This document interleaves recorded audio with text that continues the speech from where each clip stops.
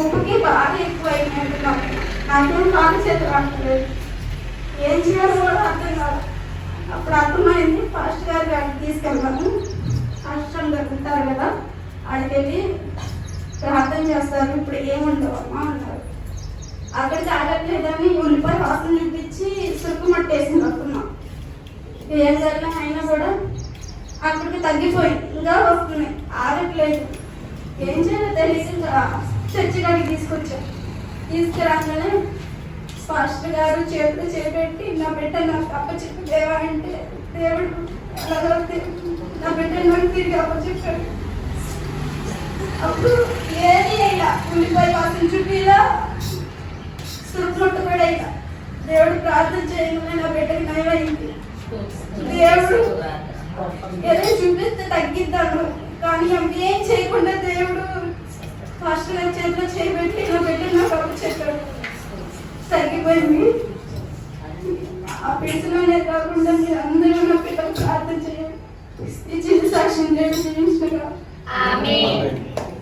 Praise the lord. ప్రభువైన యేసుక్రీస్తు నామమున మీ అందరికీ శుభాభివందనాలు. ప్రియులారా, ఈరోజు ఒక ప్రవచనాత్మకమైన సందేశాన్ని ఇవ్వాలని ప్రభు సంకల్పమై ఉన్నది. ఇది నా ఆలోచన కాదు. ప్రవచనాత్మకమైన సందేశం అంటే జరగబోతున్న సత్యము అని అర్థం. ఈ ప్రవచనాత్మకమైన సందేశాన్ని మనం వినటమే కాదు, 10 మందికి ఫార్వర్డ్ చేయాలి, లేక చెప్పాలి. చెప్పి జాగ్రత్తలు వహించాలి. డబ్బున్నవాడు భయంకరమైన రోగాలు ఈ ప్రపంచంలో విలయతాండవం చేస్తూ ఉంటే, డబ్బులున్న వాళ్ళు ఎట్టయినా ఈ హాస్పిటల్ కాదు ఆ హాస్పిటల్, ఆ హాస్పిటల్ ఇంకొక హాస్పిటల్, ఈ రాష్ట్రం కాదు ఇంకొక రాష్ట్రం, ఇంకొక రాష్ట్రం కాదు ఇంకొక దేశం, ఎలాగైనా బ్రతకాలని తపన. క్రీస్తు నందు ఉన్నవాడికి ఆ తపన అక్కర్లేదు. ఆమేన్, హల్లెలూయా. ఈరోజు దేవుడు మనతో మాట్లాడుతున్న సందేశం ఏంటంటే, జాగ్రత్తగా వినండి, తల మీద ముసుగు వేసుకోండి. స్త్రీలు చాలాసార్లు చెప్పాను, దేవునికి అది మహిమకరంగా ఉంటుంది, గౌరవం అన్నమాట. ముసుగు వేసుకుంటా అది గౌరవప్రదమైనది. ముసుగు వేసుకోలేదు అంటే దేవుని అవమానపరిచినట్లే. కనుక ప్రియమైన దేవుని సంఘమా లేక దేవుని పిల్లలారా, ముసుగు వేసుకొని వాక్యాన్ని స్త్రీలు ధ్యానం చేయాలి. పురుషులు ఎలా ఉండాలయా అంటే భక్తి శ్రద్ధలతో ఉండాలి, లోబడుతూ ఉండాలి. ఇష్టానుసారంగా వాక్యం చెప్పేటప్పుడు ఇష్టానుసారమైన ధోరణిలో కూర్చొని వాక్యం వినడం కాదు, భక్తి శ్రద్ధలతో వినడం నేర్చుకోవాలి. దానికి మీ సిద్ధంగా నాకు నేను అవసరం. కనుక ఈరోజు దేవుడు మనతో మాట్లాడుతున్నది, ఫిలదెల్ఫియా సంఘానికి అపొస్తలుడైన యోహాను ద్వారా దేవుడు ఏ మాట అయితే ఇచ్చాడో, ఈరోజు యేసుక్రీస్తు నందు నిలిచి ఉండే వారికి ఆ మాటలు చెప్తున్నాడు. చూద్దాం ఆ మాట ఏంటో. నాతో దేవుడు మాట్లాడింది మాత్రమే నేను మాట్లాడతాను, ఎంతమైనది నాకు అక్కర్లేదు. చూడండి, 3వ అధ్యాయము, ప్రకటన గ్రంథము 3వ అధ్యాయం. ఆయన ఏమంటున్నాడు చూడండి, 10వ వచనం. నీవు నా ఓర్పు విషయమైన వాక్యమును గైకొంటివి కనుక భూనివాసులను శోధించుటకు లోకమందంతటి మీదకి రాబోతున్న శోధన కాలంలో నోరు నవ్వులు చదవగలిగిన చదవాల, మౌనం కూర్చోవడం కాదు, మోగుముద్దులాగా. వాక్యం అంటే శ్రద్ధ ఉండాలి. నీవు నీ ఓర్పు విషయమైన వాక్యమును గైకొంటివి కనుక భూనివాసులను శోధించుటకు లోకమంతటి మీదకి రాబో శోధన కాలంలో నేను నిన్ను కాపాడేదను. ఏంటంట, ఏం చేస్తానంటే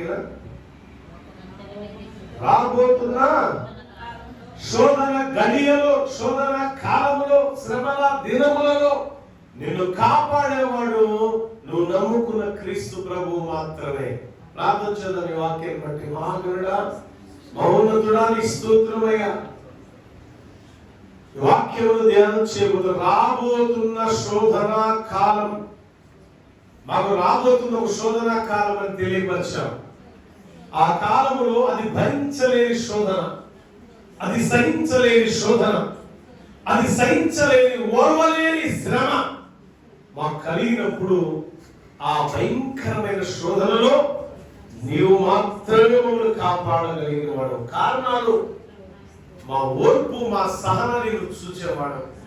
పై వచనాలు కూడా నేను ధ్యానం చేస్తూ వాక్యంలో ముందుకు వెళ్ళడానికి ప్రభుత్వం సహాయం దయచేసి అల్పుడను ప్రభు పురుగు వంటి వాడను నా నోట నీ మాట ఉంచు.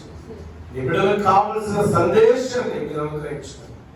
యేసు నామములో ఉంచున్నాను తండ్రి, ఆమేన్.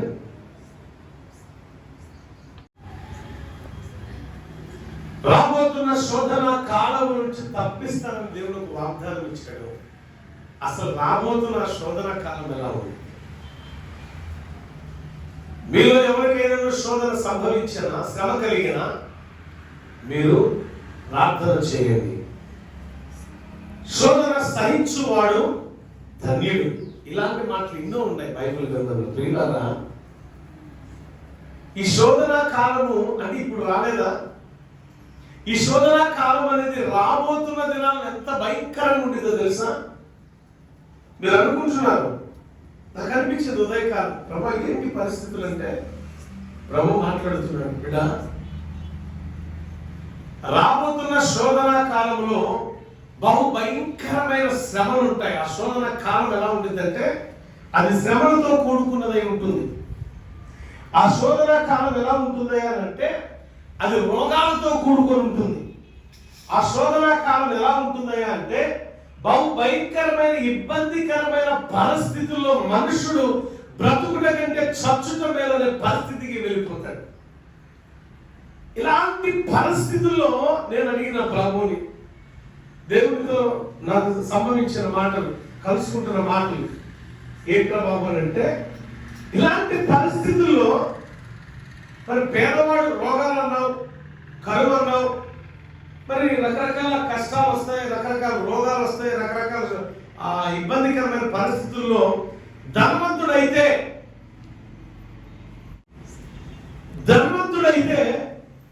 తనకున్న డబ్బును బట్టి తనకున్న ఆస్తిపాస్తులను అమ్మేనా సరే, అరే భయంకరమైన తెగులు, నాశనకరమైన తెగులు వచ్చిందే, ఈ తెగులు సంభవించిన ఈ రోగాన్ని, ఏ రోగంతో తెగులు నాకు వచ్చిందో ఆ రోగాన్ని నయం చేసుకోవడానికి ఈ రాష్ట్రంలో హాస్పిటల్ లేవా?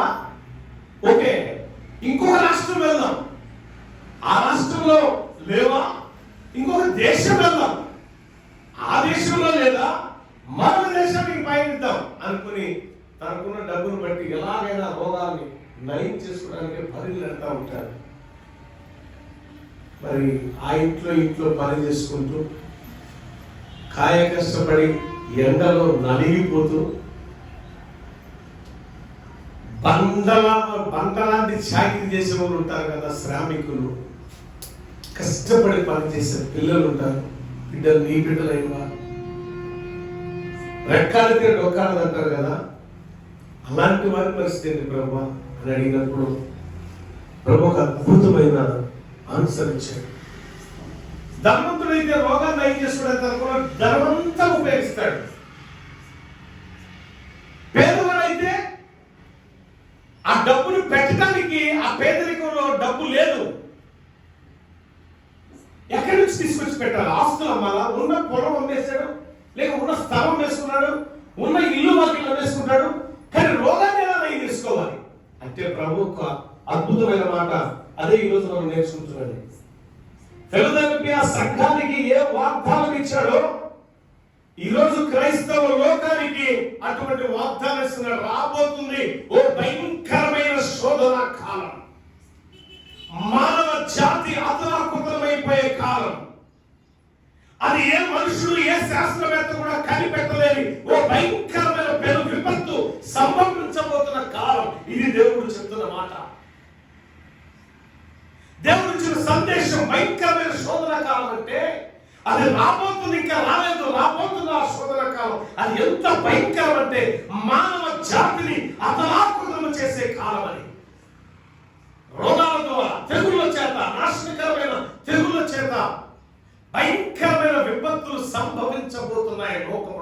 అయితే ఆ శోధన కాలములో నుండి నిన్ను నేను రక్షించువాడను. ఎంత గొప్ప వాగ్దానం దేవుడు మనకి ఇస్తున్నాడు. ఏ ధనవంతుడికి లేనిది, ఏ రాజులకు అధిపతులకు లేనిది, ఏ అధికారులకు లేనిది, ఏ మంత్రులకు, ఏ సీఎంలకు, పిఎంకు లేని గొప్ప అవకాశాన్ని దేవుడు ఎవరికి ఇస్తున్నాడు తెలుసా? యేసు క్రీస్తునందు ఉన్న వ్యక్తులకు ఇస్తున్నాడు. చెప్పండి దేవుడు తిద్దాం. దీన్ని బట్టి మనం భయపడాల్సిన పని చెప్పాలి. నోటు వాళ్ళు భయపడాల్సిన పని ఉందా? మీరు వింటున్నారా? వాక్యం ఇంటి దగ్గర ఉన్నారు, ఒక మాట చెప్పండి. ఇది దేవుడు చెప్తున్న సందేశం. మీ చెవి ఎక్కడో పెట్టారనుకో, మనసు ఎక్కడో పెట్టారనుకో, మీ నాశనానికి మీరే పాత్రలు అవుతారు. దేవుడు మాట్లాడేటప్పుడు శ్రద్ధగా వినాలి, వింటూ నేర్చుకోండి. అంతేగాని ఇక్కడ పెట్టి ఇంటి దగ్గర మాంసం కూర మీద కాదు మీ శ్రద్ధ ఉండాల్సింది. ఆ మాంసంలో పురుగులు ఉన్నాయి, జాగ్రత్తగా తినండి ఈరోజు తినేవాళ్ళు. దానివల్ల ఎన్ని రోగాలు వస్తాయో తెలియదు. అబ్బా చికెన్ భలే ఉందా అని చెప్పేసి చికెన్ తెచ్చుకొని చక్కగా మసాలా వేసుకొని తింటే గ్యాస్. మటన్ భలే ఉందిరా ఈరోజు తిన్నంత పేగల్లాగా గ్యాస్ తీసుకెళ్ళి ఆడబడతారు నిన్ను నన్ను. అదన్నా తెలుసా? శ్మశానాలు వేస్తారా? గ్యాస్ వస్తే ముందు ఆడబడతారు అమ్మా, హాస్పిటల్. అంతేనా? డబ్బులు ఎన్ని ఖర్చు పెడతారు? దొరికింది రా బాబు, నాకు భలే అమ్మాయి దొరికింది మొత్తానికి. ఆ ఆయనకి ఎంతైనా ఖర్చు పెట్టచ్చు. దొరికాడు రా బాబా, అలాంటి ఎంతైనా ఖర్చు పెట్టే పర్లేదు అంటున్నాడు. Very good. ఇలాంటి పేషెంట్ మనకు ఒక్కసారి రోజుకే సంపాదించుకో, రోజుకే ఒక్కసారి దొరికాడు. అమ్మాయి ఎందుకు వచ్చిందంటే ఈ మసాలా ప్రాబ్లం కాదమ్మా, ఆ గుండె కూడా కొంచెం అనుమానం ఉందమ్మా అంటాడు ఆడు. ఆ డాక్టర్ గారు గుండె నొప్పి కూడా కొంచెం హాస్పిటల్ తగిలింది, అయితే దీనికి అవసరమైతే బైపాస్ సర్జరీ చేయాలి. ఆయన గుండె పడిపోయింది. అమ్మ ముందుగా సంతకాలు పెట్టండి. ఈ సంతకాలు పెట్టే కార్యక్రమంలోనే మనం భయపడిపోతాం. బట్ లోకంలో ఉన్న డాక్టర్లందరూ నిన్ను భయపెట్టినా ప్రభు నిన్ను కాపాడాలంటే నువ్వు ఎలా ఉండాలో తెలుసా? చూడండి, ఫిలదెల్ఫియా సంఘం ఎలా ఉందో చూద్దాం ఒకసారి బైబిల్ గ్రంథంలో. 8వ వచనం చదువుదాం. 3వ అధ్యాయం 8. నీ క్రియలు నేను ఎరుగుదును. నీకున్న శక్తి అది కొంచెమై ఉండేదను. చాలమ్మా, నీకున్న శక్తి కొంచెమే, కానీ మీలో ఉన్నదేంటి తెలుసా? వాక్యము వినకూడని మనసు నీకు లేదు, వినగలిగిన మనసు ఉంది. నువ్వు వింటున్న వాక్యం అసలు ఇక్కడ కూర్చున్న వాళ్ళు ఎంతమంది వాక్యం వింటున్నారు? మీరు ఎంతమంది వింటున్నారు నిజంగా వాక్యాన్ని? వింటున్న వాక్యం వినటం వల్ల చాలా మంది అనుకుంటారు వాక్యం చెప్పే టయానికి వెళ్ళాలండి. పాస్టర్ గారు ఇంకా రాలేదుగా ఈ రోజంతా కరెంట్ లేక మైకులో పాటలు వినపడకపోయేసరికి కొంతమంది ఈరోజు సెలవు అనుకున్నారు. ఎందుకంటే వర్షం కదా సెలవు కొంతమందికి. అందుకే ఇంటికి మంచానికి అప్పుడు చెప్పారు. ఆ మంచం మీద ఉన్న ప్రాణాలు ఒకసారి దేవుడు నొక్కేసాడు అనుకో, పరమేశ్వరులమ్మో ప్రియులారా, ఇదే పరిస్థితి. అంటే ఇది నేను చెప్తున్నది, నేను కోపంతో మీ మీద చెప్పే మాటగా దేవుడు చెప్తున్నది. వాక్యం మీరు గైకొనుచున్నారు, వాక్యం వినుచున్నారు, వాక్యం వినడానికి ఇష్టపడుతున్నారు కనుక ఏం చేస్తున్నాడు?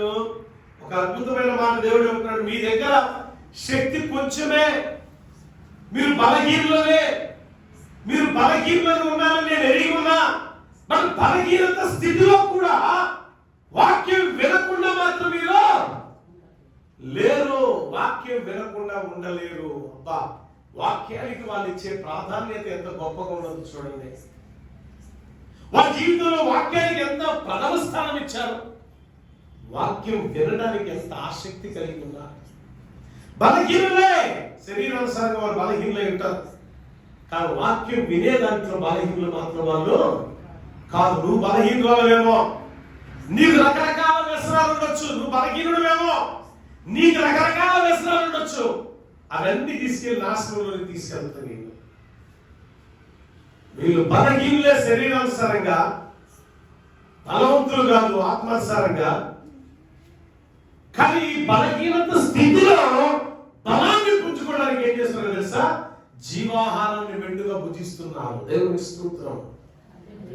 జీవాహారాన్ని మెండుగా భుజించే వ్యక్తులు కూడా ఇంతమంది ఈరోజు క్రైస్తవ లోకంలో చాలా మంది ఎవరుకుంటారు తెలుసా? వాక్యం గంట సేపు చెప్తే వినేవాళ్ళు లేరు. వాక్యం అర్ధగంట చెప్తే ఇంకొంచెం సహనం ఉండేవాళ్ళు, అసహనం ఉండేవాళ్ళు ఉన్నారు. వాక్యం 10 నిమిషాలు ముగిస్తే చాలు, ఒక్క మాట నీకు ముగించారు. అబ్బా సూపర్ అండి, పూర్తిగా వినవా? వినే మనసు నీకు లేదా? ఫిలదెల్ఫియా సంఘానికి ఉంది కాబట్టి రాబోతున్న శోధన కాలంలో రక్షించవాలని నేను అంటున్నాను. ఫిలదెల్ఫియా సంఘంలో ఉన్న సభ్యులకి సంఘంలో ఒక సమూహం, సంఘంలో ఒక సమూహం అండి, ఒక గుంపు. ఎక్కడ 2-3 నా నామములో కూడి ఉంటారో అక్కడ నేను ఉంటానని దేవుడు సెలవిచ్చిన ప్రకారం, ఎక్కడైతే 2-3 ఆయన నామమున ఆయన పేరట కూడుకుంటారో ఆ కూడుకున్న సమూహంలో దేవుడు ఉన్నాడు. అక్కడ కాకుండా నేను ఇంటి దగ్గర యూట్యూబ్ లో ఈరోజు ప్రసంగం విన్నానండి అంటే కుదరదు. నువ్వు వెళ్ళలేని పరిస్థితి ఉంటే మీరు తప్పులే. నా యూట్యూబ్ ఛానల్ అయినా సరే, ఇంకొకళ్ళైనా సరే, వెళ్ళలేని పరిస్థితిలో వాక్యం మీరు తప్పులేదు. కానీ వెళ్ళవలసి ఉండి కూడా ఇంటి దగ్గర మంచానికి అప్పు చెబుతారు, టీవీకి మంచాలకి. అది దేవుడు సైన్స్. ఇలా అంటున్నాడు, చక్కగా మాట్లాడుతున్నాడు ఫిలదెల్ఫియా సంఘం గురించి. ఏమంటున్నాడు? నీకున్న శక్తి కొంచెమై ఉండినను, నీవు నా వాక్యమును గైకొని. ఏమండి నీకున్న శక్తి కొంచెమైనను, ఆర్థికంగా నువ్వు ఒకవేళ శక్తిహీనురాలువా, శక్తిహీనుడవా, ఆత్మీయంగా కూడా నువ్వు అంతంత మాత్రం ఉండదానివేనా? కానీ అంటున్నాడు ప్రభువారు, నీవు నా వాక్యము గైకొని నా వాక్యాన్ని విని నా నామము నేను ఎరుగలేదు అని నువ్వు అనలేదు. చూసావా? యేసుక్రీస్తు ఎవరో నాకు తెలీదు, యేసుక్రీస్తు గురించి పూర్తిగా నాకు అవగాహన లేదు అని అన్నావే. ఆ అన్నదానిని బట్టి నా నామం ఎరుగలేదు అని నువ్వు అన్నావు కాబట్టి, నా నామము ఎరుగలేదు అని అన్నావు కాబట్టి, నా వాక్యాన్ని వింటున్నావు కాబట్టి, నా వాక్యాన్ని వినుచు నా నామమును బట్టి నువ్వు బ్రతుకుచున్నావు కాబట్టి, అందుకే నేను ఏం చేయబోతున్నా తెలుసా? కింద వచ్చింది, ఇదిగో తలుపు నీ ఎదుట తీసి ఉంచున్నాను. తలుపు నీ దగ్గర తీసి ఉంచా. ఎందుకు తెలుసా? గమనించండి, నువ్వు వాక్యం వినడానికి పరిగెత్తే మనసు నీకు లేదు. యెరూషలేములో యేసుక్రీస్తు ప్రభువారు మందిరానికి వచ్చి వాక్యాన్ని బోధిస్తాడని ఎరిగి ఉన్నప్పుడు లోకస్వార్తలు మనం చదివాం 21వ అధ్యాయంలో అన్నాడు. అనేక సార్లు చదువుకున్నాం. ఆయన వాక్యమును బోధించడానికి యెరూషలేము దేవాలయంలోకి రాగా స్త్రీలు గుంపులు గుంపులుగా పెద్దల కడలే లేచి వచ్చేవారు. పెద్దల కడలే లేచి వాక్యాన్ని వినడానికి ఇష్టపడేవారు. పెద్దల కడలు లేచి దేవాలయాన్ని పరిగెత్తేవాళ్ళు. ఎక్కడ పెద్దల కాడండి? యా పెద్దల కాడ లెగుస్తాం మనం? వాళ్ళు లెగిసే లెగుస్తున్నాం ఆ రోజు యేసుక్రీస్తు దినాల్లో. ఈరోజు మనం ఏం లెగుస్తాం? మనం హ్యాపీగా పడుకోవాలా, దుబ్బడు ముసుకేసుకోవాలి, చల్లగా ఉంది కాబట్టి ఈరోజు సెలవు తీసుకుందాం అనుకుంటాం. కానీ ఫిలదెల్ఫియా సంఘస్థులు ఆనాడు అలా లేదు. అందుకే దేవుడు అంటున్నాడు, ఓ ఫిలదెల్ఫియా సంఘస్థులారా, మీరు నా వాక్యం వినే వాళ్ళు, అంతేకాదు నా నామము నా పేరు తెలీదు అనకుండా, అని ఎరుగలేదు నాకు తెలియదు అని అనకుండా ఉన్నారు కాబట్టి మీకోసం తలుపు చెప్పాలా? తలుపు ఎస్, నువ్వు ఎరుగలేదు అని అన్నావు కాబట్టి ద్వారం తెరవబడింది. నీకోసం ద్వారం తెరవబడింది. ఎవడు వేయలేక దేవుడే నీకోసం ద్వారం తెరిచాడండి. దేవుడే నీకోసం ద్వారం. ఆ తెరవబడిన ద్వారంలో ఎన్ని రకాల ఆశీర్వాదాలు, ఆ తెరవబడిన ద్వారాల్లో ఎన్ని రకముల క్షేమాభివృద్ధితో తెరవబడిన ద్వారం నీకోసం తెరిస్తే, దేవుడు ద్వారం తెరిచాడంటే ఎన్ని రకాల ఆశీర్వాదాలు ఉంటాయి. ఎన్ని రకాల దీవెనలు ఉంటాయి, ఎన్ని రకాల శుభవర్తమానములు ఉంటాయి దాంట్లో, ఎన్ని రకాల క్షేమకరమైనవి మన ఆనవాళ్ళు మన దాంట్లో ఉంటాయి. క్రియలు, క్షేమంతో కూడుకున్న క్రియలు ఉంటాయి, అభివృద్ధి ఉంటుంది, ఆశీర్వాదం ఉంటుంది, ఆరోగ్యం ఉంటుంది. అంతేకాదు ఎప్పుడు వేయలేడు, తీసి ఉన్న తలుపుని కూడా ఎప్పుడు కూడా వేయలేడు. కారణం ఏంటి తెలుసా? ఎందుకు ద్వారం తెరిచాడు తెలుసా? వాళ్ళు ఏం పని చేశారు? ఎందుకు ద్వారం తెరిచాడు ప్రభు? వాళ్ళకే ఎందుకు ద్వారం తెరిచాడు? ఎందుకు ద్వారం తెరిచాడు? వాళ్ళు ఏం పని చేస్తారు? ఒకటి వాక్యం మీరు వెంటనే నాకు అర్థమైంది, మీ అన్ని కూడా మట్టి పొరలని. ఎందుకు ద్వారం తెరిచాడు దేవుడు? వాళ్ళు వాక్యం విన్నారు, ఆయన నామం గైకొన్నారు. మరి ఏమి వింటున్నారు మీరు? మీ మనసులు ఎక్కడ ఉన్నాయి? వాక్యం వినడంలోనే వాడు శాపగ్రస్తుడు. బుర్రలు కరెక్ట్ పెట్టుకోవాలా. మైండ్ ఎక్కడ ఉంది? ఎక్కడ ఉందా? లోకానుసారమైన క్రియలో ఉన్నాయి మీ మైండ్ లో. ఎందుకు ఫిలదెల్ఫియా సంఘాన్ని ఎందుకు ద్వారం తెచ్చాడు? ఒకటి, వాక్యాన్ని వింటారు వాళ్ళు, యేసునామములో ప్రార్థన చేస్తారు వాళ్ళు. యేసునామం ఎరగలేదు మాకు తెలియదు అనరు. నీలా వాక్యం వినుకుని ఉండరు. రాబోతున్న శోధన కాలం నిన్ను ఎలా తప్పిస్తాడు దేవుడు? ఎందుకు ఫిలదెల్ఫియా సంఘానికి ద్వారం తెరిచాడు అంటే ఒక్క మనిషి సమాధానం చెప్పలేదంటే మీరు వాక్యం వింటున్నారా? లోకానుసారమైన ముచ్చట్లు చెప్పుకుంటున్నారు మీరు. ఆన్సర్ ఉండాలి. వాక్యం చదివేటప్పుడు ధ్యానంగా చదవాలి.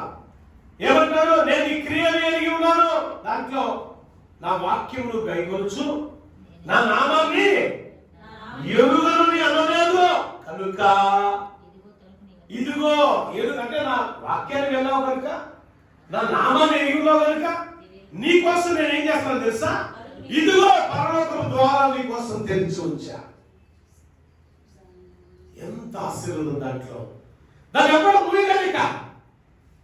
అయ్యా నీ ద్వారాలు తెరిచయ్యా అని ప్రార్థన చేస్తున్నావే, నీ పరలోకపు ద్వారాలు తెచ్చిన ఆర్థిక ఇబ్బందులన్నీ తీసివేయి అని ప్రార్థన చేస్తున్నావే, నీ ద్వారాలు తెచ్చిన ఆ రోగాలన్నీ మారిపోయాయి అని ప్రార్థన చేస్తున్నావే, నీ ద్వారాలు తెరచి ఇదిగో ప్రభువా నా కుమారునికి కావలసిన వధువుని తీసుకురమ్మని అడుగుతున్నావే, నా కుమార్తెకి కావలసిన వధువుకు వరుడు కావాలని అడుగుతున్నావే, ఆ వరుడు రావాలన్నా, వధువు రావాలన్నా, ఆ వివాహం జరగాల, ఉద్యోగం జరగాలన్నా, ఆ వ్యవసాయం పండాలన్నా, క్షేమాభివృద్ధి కలగడానికి దేవుడు ద్వారం తెరవాలంటే వాక్యాన్ని వినేదానిగా నువ్వు ఉండాలా, వినేవాడిగా నువ్వు ఉండాలా. అంతేకాదు ఆయన నామము ఎరిగి ఉన్నవాడు ఆయన నామమును బట్టి ప్రార్థించే వ్యక్తిగా నీవు ఉండాలి. అప్పుడు తెలుస్తాడు దేవుడు ద్వారాన్ని. మనం కొంతమంది చూస్తూ ఉంటాం సంఘంలో వాక్యం చెబుతుంటే పిల్లలు ఆడుకునే వాళ్ళు ఉంటారు. చక్కగా పిల్లలు పెట్టుకొని ఆడుకుంటూ ఉంటాం. మనం వాక్యం చెప్పేటప్పుడు అప్పుడే గుర్తొస్తాయి ముచ్చట్లు, ముసలి ముచ్చట్లు, పరిమాణ ముచ్చట్లు. దెయ్యం ప్రేరేపించింది. ఆ రోజు ఏంది మాస్టర్ గారు చదువుతున్నాడు, చూసి విషయం చెప్తున్నాడు అంటే ఈ లోకానుసారమైన పెంటకు అలవాటు పడిపోతూ ఉంటాం మనం. పనికి వాళ్ళు పెంటది. అది ఎవరు ప్రేరేపిస్తారంటే అపవాదే.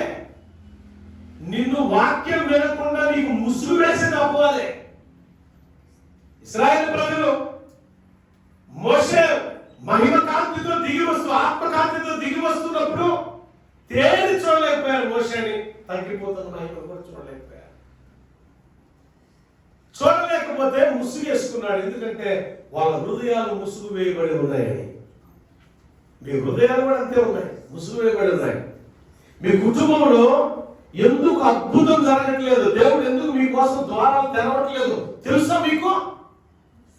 ఎందుకు దేవుడు ద్వారాలు మూసాడు తెలుసా మీకు? వాక్యం వినే మనసు మీకు లేదు, ప్రార్థించే మనసు అంతకంటే లేదు. రాబోతున్న విపత్తు కాలం బహుభయంకరంగా ఉన్నది. కింద వచ్చిన నాయకుడు ఉంది, నేను తెరిచిన దాన్ని మూయగలిగిన వాడు ఎవడనూ లేడు. తర్వాత యూదులు కాకయే తాము యూదులమని అబద్ధమాడు సాతాను సమాజపు వారిని రప్పించదును. వారు వచ్చి నీ పాదముల ఎదుట పడి నమస్కారం చేసి ఇదిగో నేను నిన్ను ప్రేమించితినని తెలుసుకొనున్నట్లు చేసేదను. చూడండి, సాతాను సమూహం కూడా వచ్చి నీవు కరెక్ట్ గా దేనిలో ఉండాలి తెలుసా? యూదులు కాకనే యూదులు అని చెప్పుకునే ఒక సాధారణ సమూహం అబద్ధికులు. మీకు అర్థమయ్యే భాషలో చెప్తా అక్కడ చాలు, మీకు అర్థమయ్యే భాషలో చెప్తా. అబద్ధ ప్రవక్తులు, అబద్ధమాడేవారు, మోసగాళ్ళు, మిమ్మల్ని చూసి అపహాస్యం చేసేవాళ్ళు, మిమ్మల్ని చూసి అసహించుకునేవాళ్ళు, మిమ్మల్ని చూసి గేలు చేసుకునేవాళ్ళు, మీ మీద పని ఈర్షపడేవాళ్ళు. ఇలాంటి బ్యాచ్ ఉంటారు చూసావా, పనికి మాలిన బ్యాచ్. ఆ పనికి మాలిన బ్యాచ్ ని మీ పాదాల మీద పడేటట్టు చేస్తే నేనే చేస్తాను, చేసినప్పుడు నేను మిమ్మల్ని ప్రేమిస్తున్నానని వాళ్ళు తెలుసుకుంటారు అంటున్నాడు దేవుడు. మనం అంటే గిట్టని వాళ్ళు చాలా మంది ఉన్నారు లోకంలో, ఉన్నారా లేదా? ఉన్నారా? మనం ఏదైనా అభివృద్ధి చెందుతున్నామంటే ఆ అభివృద్ధిని ఓడవలేని వాళ్ళు ఉన్నారు. ఇటు వాళ్ళందరూ కూడా మన కాళ్ళ మీద పడాలంటే నువ్వు చేయాల్సిన మొట్టమొదటి పని సంఘములోనికి రావాలి. రెండో పని వాక్యాన్ని వినాలి. మూడో పని యేసు నామములో ప్రార్థించాలి. 3 ముక్కలు. ఒకటి ఎక్కడికి రావాలి నువ్వు? సంఘానికి. మంచాల మీద ఉన్నావు, మంచాల మీద పట్టుకెళ్తారు ఏదో ఒక రోజు. నేను చెప్తున్నా, ఈరోజు ప్రవచనాత్మకమైన సందేశం అని చెప్పా. దేవుడు మాట్లాడుతున్నాడు. ఈ మాటలు సాధు పాస్టర్ గారు మాట్లాడుతున్నాడు, నా మీద లేదు బురద. పరిశుద్ధాత్మ దేవుడే నిలబడి మాట్లాడుతున్నాడు. మీలో ఉన్న ప్రతి దాన్ని ఆయన వాక్యమైన కర్త ద్వారా సంధిస్తూ ఉన్నాడు. దేవుడు అంటే అంత లెక్కలేస్తాను. సంఘానికి రావు, సంఘం లేదు నీకు, సంఘ పరిచయం లేదు నీకు, సంఘం అంటే లెక్క లేదు నీకు.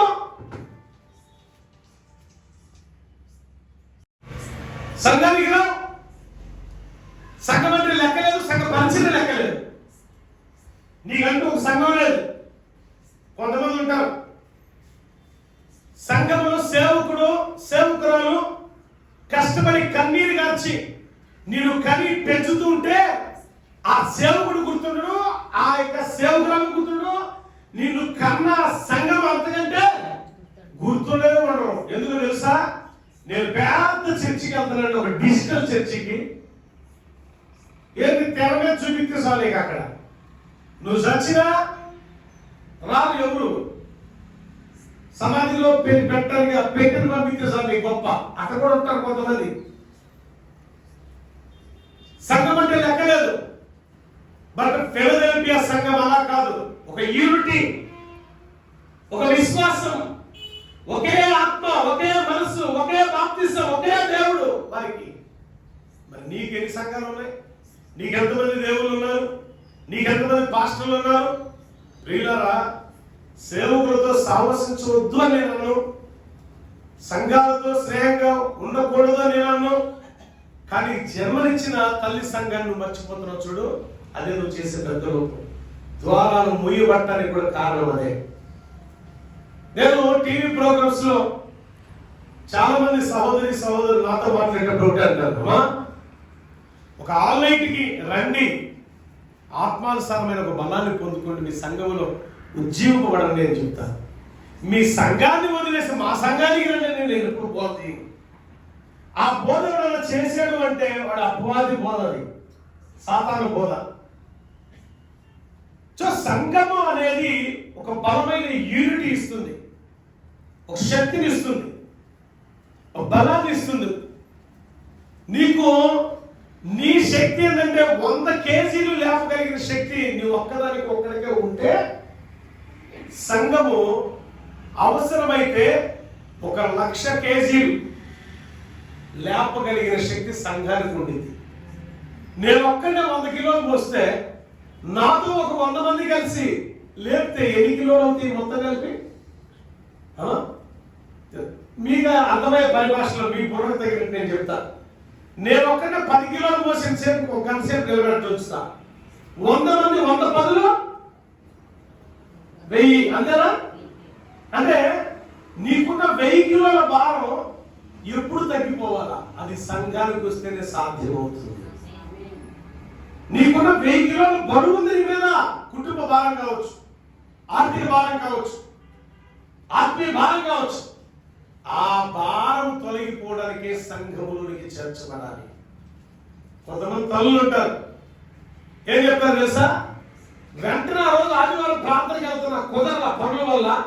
బట్ ప్రార్థన చేశాను, నేను చేస్తే జరిగిపోయిందని అనుకుంటాను.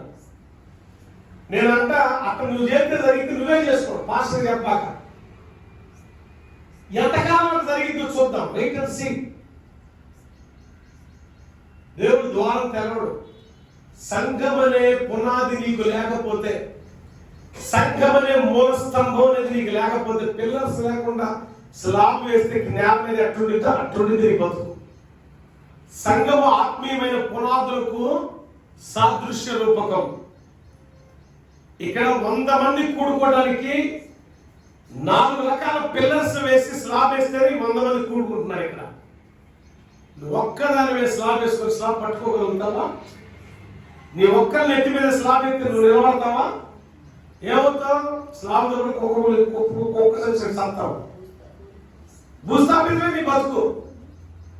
సంఘము లేకుండా విడిగా నువ్వేం చేసినా, సంఘం అనే పునాది లేని జీవితాలు పతనమే. సంఘము చాలా ప్రాముఖ్యమైన. అందుకే ఫిలదెల్ఫియా సంఘములో విశ్వాసులు ఎటువంటి వారు తెలుసా? వారు వాక్యాన్ని ప్రాధాన్యతనిస్తారు. మాంసం కూరలకు కాదు, లోకానుసారమైన ఆచారాలకి అలవాట్లకు కాదు వాళ్ళు ఇచ్చేది ప్రాధాన్యత. వాక్యం, the word of God is the most important in the church of Philadelphia. Philadelphia church అనేది, ఫిలదెల్ఫియా సంఘము అనేది వాక్యం అనే పునాదులతో కట్టబడినది. చెప్పడం జరుగుతుంది. వాక్యం అనే పునాదుల మీద కట్టబడిన సంఘములో నీవు ఉంటే క్రీస్తు నామం బట్టి ప్రార్థన చేస్తావు. సంఘములో ఉన్న వాక్యం వింటున్నావు, వాక్యం అనే పునాదుల మీద నీ యొక్క ఆత్మీయ జీవితాన్ని ఎస్టాబ్లిష్ చేసుకున్నావు. యేసునామములో ప్రార్థన చేసుకున్నావు. ద్వారా తెరవబడ్డాయి పరలోకపు ద్వారా నీ కోసం. ఎవడు మూయలేడు. అంతేకాదు అపవాది చేత ప్రేరేపితులైన యూదులు కాక యూదులమే అని చెప్పుకుంటున్నారే.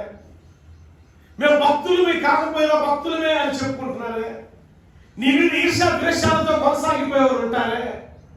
అటువంటి వారందరూ కూడా నీ కాళ్ళ మీద పడి నమస్కారం చేసేటట్టు నేను చేస్తానంటున్నాడు దేవుడు. అప్పుడు తెలుసుకుంటారు నేను నిన్ను ప్రేమిస్తున్నాను, యేసుక్రీస్తు నేను ప్రేమిస్తున్నానని తెలుసుకునేటట్టు చేయగలిగిన సామర్థ్యత ఆ దేవుడికి ఉన్నది. తెలుగులో రాయబడింది కొన్ని మాటలు. నీవు నీ ఓర్పు విషయమైన వాక్యమును గైకొంటివి కనుక, వాక్యం గైకొంటివి కనుక భూనివాసులను శోధించుటకు లోకమంతటి మీదికి. భూనివాసులను అంటే ఎవరు? భూనివాసులు అంటే ఎవరమ్మా? భూమి మీద మీ జ్ఞానం ఉంటే సరిగ్గా చెప్పాలి. మనమైతే సరిపోయింది అంటే మనమైనా భూమి మీద బతికే మనిషి అనే ప్రతి ఒక్కరికి ఇది చెప్పాల్సిన ఆన్సర్. భూనివాసులు అంటే భూమి మీద, కిరణులు చెప్పు, భూమి మీద బతికే ప్రతివాడి. ఆడ కాదు, మగ కాదు, నల్లోడు కాదు, తెల్లోడు కాదు, పొట్టోడు కాదు, పొడుగోడు కాదు, బక్కడు కాదు, బండోడు కాదు, ప్రతి ఒక్కడు భూమి మీద నివాసం చేసే భూలోక నివాసులందరి మీదకి రాబోతున్న కాలంలో, ఏ కాలం అది? శోధించే కాలం అది. లోకమంతటి మీదికి రాబో శోధన కాలంలో నిన్ను కాపాడెదను. చూడండి, భూనివాసులను శోధించడానికి లోకమంతటి మీదికి అంటే భూమి మీద నివాసం చేసే ప్రజలు, ఆ ప్రజలందరి మీదకి రాబోతున్న శోధన కాలంలో నేను నిన్ను కాపాడెదను. చూడండి, వాళ్ళందరిని కాపాడతాను ప్రభు చెప్పాడా? ఎవరిని కాపాడతారంట? వీళ్ళు ఏం పని చేసేవాళ్ళు చెప్పాలా? వీళ్ళు ఎక్కడ ఉంటారు? వీళ్ళు ఏడపోతారు? సంఘానికి వచ్చేవాళ్ళు, చర్చికి వెళ్ళేవాళ్ళు. గుర్తుంచుకోండి, మాసం కూడా తిరిగి పడుకునేవాళ్ళు కాదు. వాక్యాన్ని వినేవాళ్ళు. 3 మాటలు చెప్పినా మీకు. ఎలాగెళ్ళాలి ఇప్పుడు? ఎవరిని కాపాడేది? నువ్వు ఇంట్లో ముసలి మీద దుప్పడ ముసుకేస్తున్నా టీవీలు పగిలిపోరు కాక. ఈ టీవీలో బహు భయంకరమైన అలజడిని సృష్టిస్తున్నాయి కుటుంబాల్లో. రోగం వచ్చినప్పుడే దెయ్యం కాదు, దేవుడు కాదు నీకు. రోగం రాగానే దెయ్యాల దగ్గర పరిగెడతారు. మంత్రాలు మంత్రాలు తంత్రాలు మొత్తం కట్టించుకొని, ఎందుకో తెలుసా? అయ్యా ఇప్పటి వరకు 2 దెయ్యాలు మా దగ్గర ఉండే, ఇంకొక 200 దెయ్యాలు మాకు కూడా తగ్గించారు కదా. మంత్రాలు మంత్రాలు తంత్రాలు వెళ్తారు. అప్పుడు నారాయణ దగ్గరకు వస్తాడు, వచ్చి ప్రార్థన చేస్తుంటే పాస్టర్ గారు పాత కింద పడిపోయారండి. కింద పడగానే చెప్తే బయటకు ఒకటి వస్తాను చెప్తే కథలు చెప్తే తెలుసా? మీరు చూస్తారా? అవునే కదా. ఎన్ని రకాల కథలు చెప్తే, నేను ఒక చోట ఒక ఊరిలో నాకు అపవాది నాకు వెంట పెద్ద సమూహాలు వస్తాయి నాయన బైక్ వేసుకుని వెళ్తుంటే, నేను కేశవుడు నాయుడు అది వేమిరెడ్డిపల్లి ఊరి పేరు వేమిరెడ్డిపల్లి. ఆ ఊరు వెళ్తుంటే ఒక పెద్ద సమూహం వస్తుంది. ఒరే నాయన కేశవా మన వెనకాల వస్తలేదా జాగ్రత్త అన్న. కిలోమీటర్కి యాక్సిడెంట్ జరిగిందండి. అమాంతంగా పెద్ద మాలీగది వచ్చి మా మీద పడిపోయింది. నా మీద పడింది. బైక్ మీద బైక్ నా కాలు మీద పడింది. బైక్ నా కాలు మీద పడింది, మోకాల మీద. ఆ బైక్ మీద ఏమో ఆ గేదె పడింది. గేదె పడి దండం లేచింది. ఎక్కువసేపు ఉంటే అయిపోయింది కదా సినిమా. మరి దేవదూత నెట్టేసినట్టు ఎవరో దూత వచ్చి నెట్టేసి ఉంటుంది బహుశా ఆ గేదెని. వెళ్ళిపోగానే గేదె ఎప్పుడైతే మా మీద పడిందో దేవుడి దూత ఒక్కసారి ఒక తరుదలు ఉండేది, గేదెని పరిగెత్తింది. ఏం కాదా? అందరూ అనుకున్నారు కాలు దెబ్బ ఇరిగిపోయింది దీన్ని అనుకున్నారు. ఇక అరే బాబు కాలు ఇరిగిందో ఉందో ముందు బైక్ తీయండి అంటున్నా. తీసారు. లేచి నుంచున్నా. కాలుకి ఏం కాలం ఎట్లా ఎగిలించి ఈ కుడికాయ ఎట్లా ఎగిలించి కేశవా ఎక్కాను చెప్పాను. ఏదన్నా అప్పుడు కొడతావా? అప్పుడు అదే కాలుతో బండి స్టార్ట్ చేసి అప్పుడు కిక్కు స్టార్ట్ చేసి ఊర్లోకి వచ్చి వెనక్కి మళ్ళీ ట్రీట్మెంట్ తీసుకునేటప్పుడు ఆ గాయాలకు ముందేయడం కోసం ప్యాంట్ ఉడదేయండి అంటే ప్యాంట్ తీస్తే రాట్లా. ప్యాంట్ మొత్తం వాసిపోయింది. మోకాళ్ళు కింద నుంచి పైదాకా అసలు ప్యాంట్ ఎంత టైట్ అయిపోయిందంటే 1 కిలోమీటర్ జర్నీ చేసేది మేము. ప్యాంట్ రాట్లు జాగ్రత్తగా దాన్ని వీకే ఎట్టగంట వచ్చేసింది. ఈ లుంగి మీద మాతి వేలొకటి మాట్లాడుకొని ఆ ఊరు వెళ్ళిపోయారు. పాప అక్కడున్న పాస్టర్లు అక్కడున్న విశ్వాసులు భలే ఎట్టి పరిస్థితుల్లో మీటింగ్ కాకూడదన్న. మీటింగ్ ఆపే ప్రసక్తే లేదా. అసలు అదే నేను నేర్చుకుంటాను ఈరోజు అన్న. నిలబడి 3 గంటల సేపు నిలబడి వాక్యం చెప్పాను. ఎంతమంది దెయ్యాలు పరిగెత్తిరియో అందరు లైవ్ లో చూశారు. ఒక దెయ్యం వచ్చి అంటుంది, నీకు ఇది న్యాయమేనా అంటుంది. ఏ న్యాయం అన్నాడు. ఏది న్యాయం అంటే 5 ఏళ్ళు అయింది ఈ అమ్మాయిలోకి వచ్చి 5 ఏళ్ళు అయితే ఏం చేయమంట. ఆ రోజు ఎట్టొచ్చాను తెలుసా? చెప్పు ఎట్టొచ్చా? మల్లెపూలు పెట్టుకొని చక్కగా తలంటు స్నానం చేసి అందంగా నాజుగా నడుచుకుంటూ వస్తుంటే అమ్మాయిలోకి వచ్చేసాను. ఇప్పుడు నువ్వు వెళ్ళి పో అంట. న్యాయమా నీకు? ప్రజలందరూ చూస్తున్నారు. వేమిరెడ్డిపల్లి వాటర్ ట్యాంక్ దగ్గర పెట్టింది. కృష్ణా జిల్లానే అది. ఇప్పుడు ఖమ్మం జిల్లా ఇదే నాకు తెలియదు. అయితే ఈ అమ్మాయికి ఇలా ఆయనకి గొడవ పెట్టింది కూడా ఇంకేమేం చేసామంటే చెబుతుంది. గొడవ పెట్టింది కూడా నేనే. అబ్బా ఎంతమంది ఉన్నారు మొత్తం అంటే ఇట్టానికి 7 అని చెబుతుంది. ఎంతమంది అంట? నాతో పాటు ఇంకొంచెం ముచ్చగా ఇంకేం తెచ్చుకుంది నేను. ఒక 6 స్ట్రెంత్. ఈ మందిరానికి రాని బ్యాచ్ అంతా అదే. 1కి 2 చెప్పాలా? మీకు తెలుసునా? 2కి 3కి కాదు 30 30కి 300కి ఆ దెయ్యాలన్నీ పట్టి ఆ పాస్టర్ అంతే చెప్తారు. ఎలా మంచం మందే, మాసం కూర మందే, పడుక ఇల్లు మందే, టీవీ చూడ ఎంత బాగుంది సీరియల్. ఈ సీరియల్ ద్వారా చచ్చిపోతున్నారు. సాగు దగ్గర ఉంటారు ఇలాంటి బ్యాచ్ అంతా. ఎప్పుడు దేవుడు గుండె పిండేస్తాడో, ఎప్పుడు హాస్పిటల్ పరిగెడతాడో కూడా, ఎప్పుడు కాలు చేతులు పడిపోతాయి కూడా ఎప్పుడు నడువులు పడిపోతుంది. అపవాది ఎలా ప్రారంభమైందంటే మీకు చెప్తున్నా, తలనొప్పి ప్రథమం, తర్వాత మెడ నొప్పులు, ఆ తర్వాత నడుము నొప్పి, ఆ తర్వాత కాళ్ళు కదలలేకుండా చేసింది. కాళ్ళు కదలలేకుండా మోకాలు కానీ ఏదైనా కానీ కాళ్ళు కదలదు. మీరు చూశారు, మీ ముగ్గురు చూశారు కదా. ఆమేన్. అపవాది ఏం చేస్తుంది అనేది వీళ్ళైతే ప్రాక్టికల్ గా ముగ్గురు చూశారు. మనం తల, మెడ, నడు, కాళ్ళు. కాళ్ళు అంటే తొడలు కావచ్చు, మోకాలు కావచ్చు, అరికాలు కావచ్చు, పాదాలు. కథలు కూడా చేస్తున్నాడు చేసింది. దాని తంతదే. పిల్లలా ఇప్పుడు మంచం మీద పడుకుని టీవీ చూసిన వాళ్ళ పరిస్థితి అదే. అంటే ఇప్పుడు వాళ్ళు ఎవరు పట్టుకున్నారు? దేవుడు పట్టుకుని పడుకోబెట్టాడు కదా. దేవుడు పడుకోబెట్టి ఇంకోసారి పడుకుంటారు వాళ్ళు. అవును కదా. ఆమేన్, హల్లెలూయా.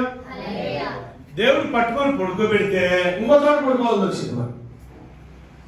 సో అపవాది చేత ప్రేరేపితులైన వారు దేవునికి విరోధంగా సంఘంలోనికి రారు, సంఘంలోనికి రారు, వాక్యాన్ని వినరు, యేసునామమున వారు ప్రార్థన చేయడానికి కూడా ఇష్టపడరు. చాలా మంది ప్రార్థనలు చేస్తారు, కానీ యేసునామమున లాస్ట్ ప్రార్థన అంతా చేసి యేసునామమున అడుగుచున్నాను తండ్రి అనే పదం వాడలేరు చాలా మంది. జ్ఞాపకం చేసుకోండి. బాగా ప్రార్థిస్తారు, కన్నీరు కారుతారు, అవసరమైతే గుండెలు పట్టుకుంటారు, రోదన చేస్తారు, కానీ యేసునామమున ఉచ్చరించరు. సంఘంలో చేర్చబడ్డ అంటే సంఘానికి క్రమం తప్పకుండా రావాలి. సంఘ సభ్యుడు అనేవాడు రావాలంతే. సంఘంలో బాప్తిస్మం తీసుకుని క్రీస్తు నమ్మిన ప్రతి ఒక్క వ్యక్తి సంఘంలో రావాలా, వాక్యాన్ని వినాలా, యేసునామములో ప్రార్థన చేస్తే ద్వారాలు తెరవబడతాయి.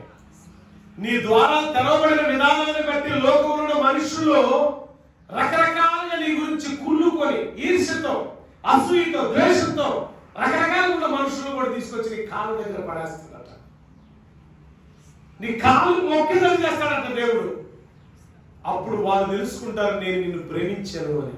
అంతేకాదు, రాబోతున్న లోకం మీదకి రాబోతున్న శోధన కాలంలో లోకంలో ఉన్న మనుషులందరూ వేరు, నువ్వు వేరు నాకు అంటున్నాడు దేవుడు. వీళ్ళరా నేను ప్రభుని ఈరోజు అడిగింది అదే.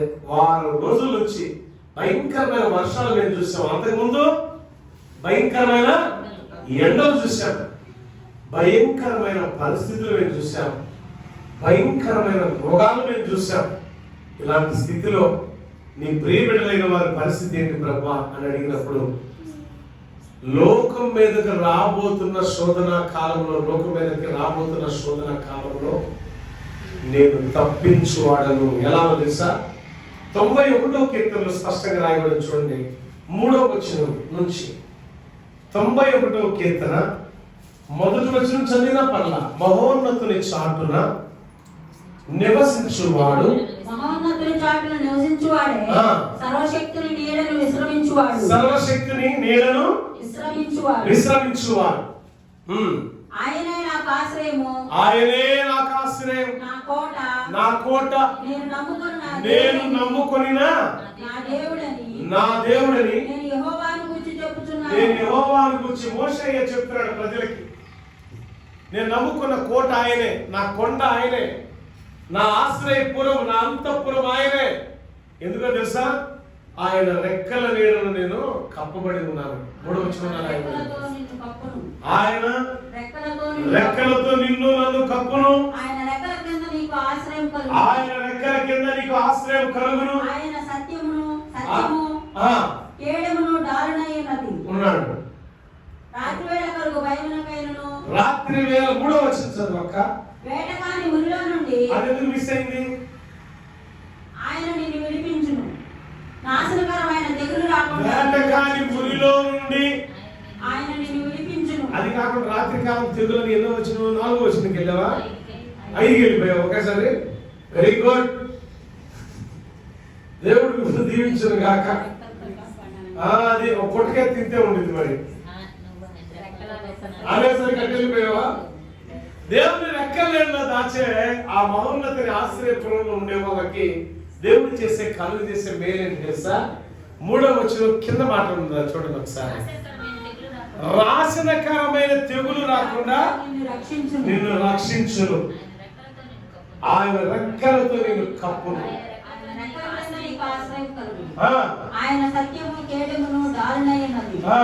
రాత్రి వేళ కలుగు భయములకైనను, పగటి వేళ కలుగు ఎగురే బాణముకైనను, చీకటిలో సంచరించే తెగులుకైనను. ఈ మాట చూడండి ఒకసారి. చీకటిలో సంచరించే తెగులకైనను, మధ్యాహ్నమందు పాడు చే రోగములకైనను నీవు భయపడవద్దు.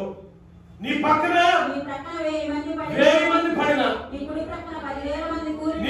పక్కన 10,000 మంది కూలినా ఏమొచ్చిందంట? మరి ఏమొచ్చింది? అపాయం రాకుండా దేవుని కృప, దేవుని రక్షణ వస్తుంది. నీ కుడి పక్కన 1000 మంది పడినా గుర్తుంచుకోండి, రాబోతున్న కాలంలో నీ కుడి వైపున ఉన్న ఇళ్లలో 1000 మంది చచ్చినా నీకు ఇంత కూడా ఆ తెగులు రానే. దానికి కారణం కూడా చెప్పమంటారా? దేవుడు నాకు చెప్పిన మాట మీకు చెప్తున్నాను. ధనవంతులు బాగా గొప్పవారు అనుకున్న వాళ్ళందరూ నేల కూలిచ్చి వేయబడ్డారు. దరిద్రులు, కూటికి లేని వాళ్ళందరూ కూడా ఆనందంతో గంతులు వేస్తున్నారు రోగాలు లేక. కారణం ఏంటంటే వారు మహోన్నతుని రెక్కల నీడలో ఆశ్రయం కోరి ఉన్నారు. అంటే దేవుని సంఘములో వారు ఉన్నారు. దేవుని సంఘములో మనం ఉంటే రాబోతున్న విపత్తులు తప్పించుకుంటాం. మీ భర్తలు చెప్పండి, లేక మీ భార్యలు చెప్పండి, పురుషులైతే రాబోతున్న విపత్తును మనం తప్పించుకోవాలంటే 2029 సంవత్సరం లోపుగా ఏం జరగబోతుందనేది ఒకసారి మనం గమనించుకోవాలి. 2029 లోపు, ఇప్పుడు 2022లో ఉన్నాం. 29 లోపు ఏం జరగబోతుందో మనం చూడాలి.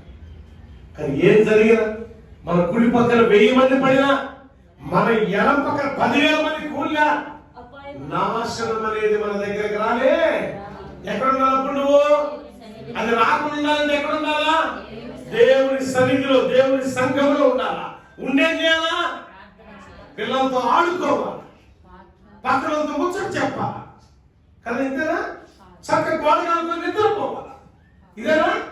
తీసుకెళ్ళిపోతాడు నిద్రతోనే. 2023 నుంచి జ్ఞాపకం చేసుకోండి. నిద్రతో తీసుకెళ్ళిపోతాడు. పడిపోదా? చూస్తారే కొన్నాడు కిటికీలో అందరు వాకింగ్ అంటే ఒక్క నిద్రపోతాడంట. టప్పింగ్ పడేసరికి చచ్చాడు. చచ్చిన తర్వాత ఇది చూసావా, చర్చికి వచ్చాడు, వాక్యం ఇంత చచ్చిపోయాడు. ఈయన వల్ల నిద్రాపానంతో చచ్చిపోయాడు అని ఈయన మీద నిద్ర ప్రారంభించారు. పౌలు దగ్గరకు వచ్చి, అయ్యా పౌలయ్య, అందరు నిన్నే అంటున్నారు. ఎందుకంటే నువ్వు ఎంతసేపు వాక్యం చెప్పావు కాబట్టి ఆ పొట్టోడు చచ్చాడంట. వాక్యం చెప్పాడు కాబట్టి చచ్చాడా? సరే, ఎక్కడ తప్పకుండా దగ్గరికి వెళ్ళిపోయి ఆ బుడ్డోడి మీద చేతులు ఆడించి ఈ ముఖం ఆ పిల్లడి మీద పెట్టి 2 చేతులు చాచి ప్రార్థన, యేసు నామమున ఆజ్ఞాపిస్తున్నా లే అని అరికాలు కొట్టగానే తప్పు లేచి అనమాట. మరి ఇప్పుడు ఏమంటారా? తప్పు ఇప్పుడు చెప్పండి అన్నాడు. ఒక్కడ మాట్లేదు, నోరు మెదపలేక వామ్మో చామోయ్ వాక్యంలో ఎంత బలం ఉందా, ఏమోయ్ వాక్యంలో ఎంత శక్తి ఉందా అనుకుంటున్నాను.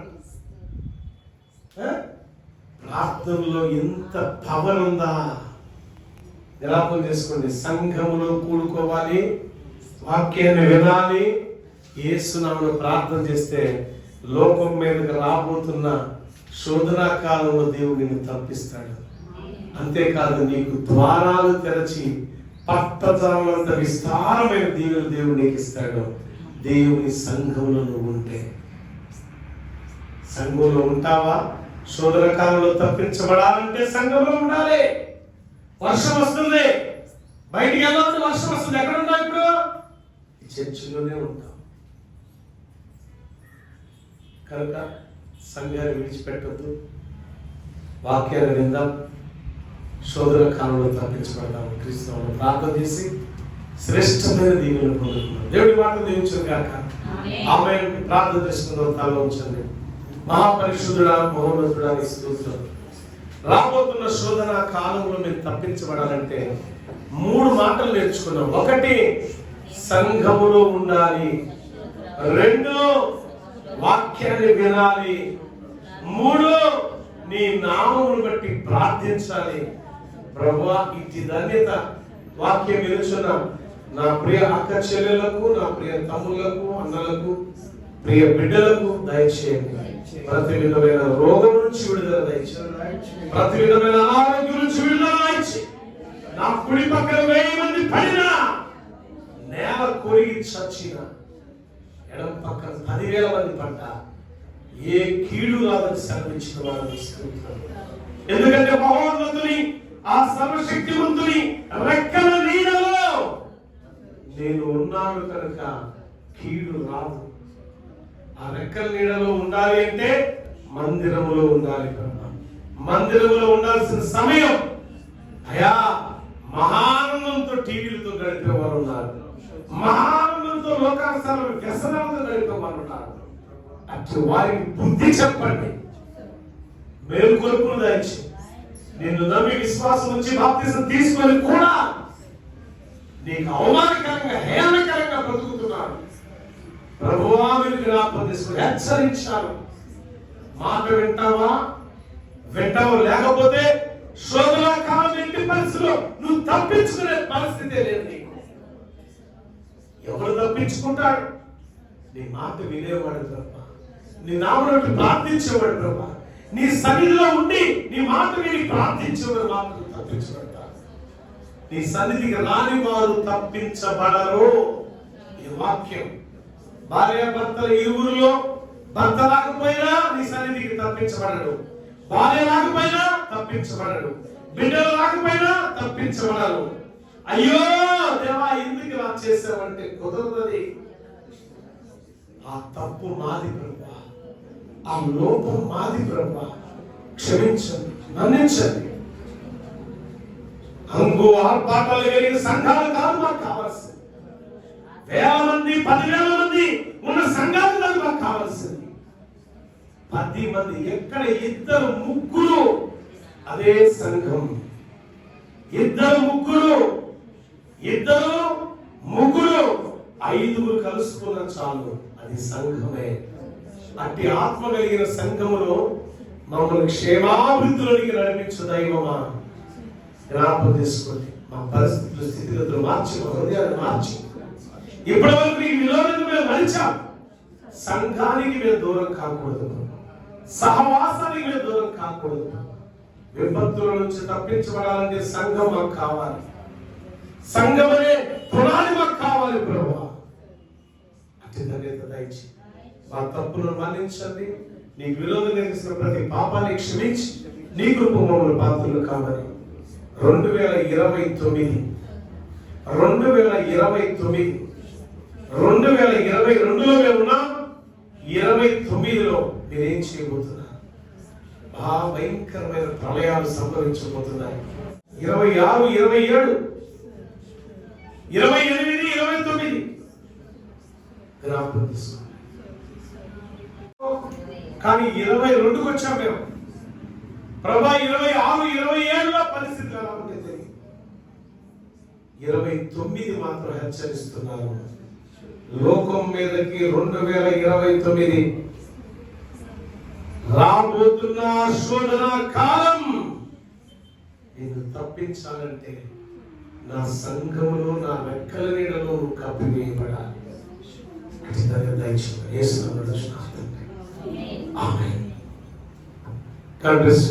అందరూ దేవుని ముందు దీవించిన దాకా గమనించండి. పాస్టర్ సాధు మినిస్ట్రీస్ ఇంటర్నేషనల్ యూట్యూబ్ సబ్స్క్రైబ్ చేయండి. ప్రతి ఒక్కరూ మీ స్నేహితులకు, బంధువులకు ఈ మెసేజ్ ఫార్వర్డ్ చేయండి. దేవుడు మళ్ళీ మీ కుటుంబాన్ని దీవించిన దాకా. 2029లో ఏం సంభవించబోతుందో, 22లో మనం ఉన్నాం. అది 2016లోనే ప్రారంభమై ఉండొచ్చు. కానీ అది మెల్లమెల్లగా 2022 దాకా తీసుకొచ్చి అక్కడ నుంచి 2026 ఏం జరుగుతుందో, 27, 28, 29 ఏం జరుగుతుందో వేచి చూద్దాం. దేవుని